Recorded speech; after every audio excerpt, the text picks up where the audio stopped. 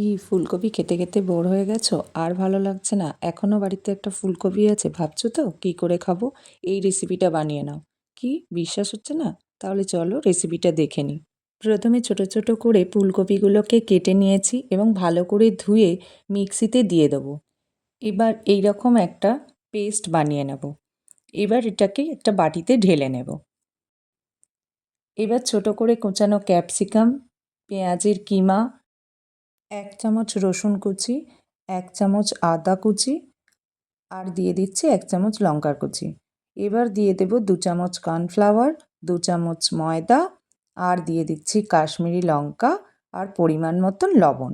এবার সব উপকরণ খুব ভালো করে মিশিয়ে নিতে হবে। ভালো করে মিশিয়ে নেওয়ার পর 1 পলা তেল দিয়ে আবারও ভালো করে মিশিয়ে নেব। এবার একটা থালার মধ্যে অল্প একটু তেল মাখিয়ে নিয়ে এই সব মিশ্রণটা ভালো করে চাড়িয়ে নিতে হবে। এই রকম একটা মোটা লেয়ার করে আমি শেপ দিয়ে নিয়েছি। এইবার একটা পাত্রে জল গরম করে একটা স্ট্যান্ড বসিয়ে 15 থেকে 20 মিনিটের জন্য এই মিশ্রণটাকে স্টিম হতে দেব। 15 থেকে 20 মিনিট স্টিম হয়ে যাওয়ার পর নামিয়ে নিয়ে ঠান্ডা করে চৌকো করে পিস করে নিয়েছি। এবার কড়াইতে তেল দিয়ে ভালো করে লাল লাল করে পিসগুলোকে একটা একটা করে দিয়ে ভেজে নেব। খুব সুন্দর করে লাল লাল করে ভেজে নিতে হবে। ভাজা হয়ে গেছে, এবার আমি তুলে নেব। এবার তেলের পরিমাণটা একটুখানি কমিয়ে নেব।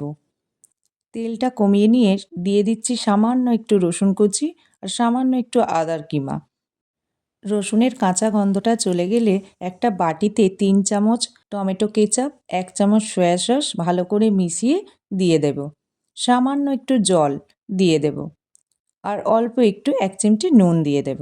এবার ভালো করে মিশিয়ে নিয়ে সসের এই মিশ্রণটা ফুটে উঠলে দিয়ে দিচ্ছি আগে থেকে ভেজে রাখা ফুলকপির কিউবগুলো।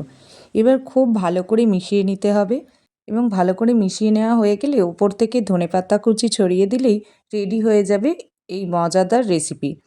বিশ্বাস করুন, খেয়ে বুঝতেই পারবেন না এটা ফুলকপি দিয়ে বানানো।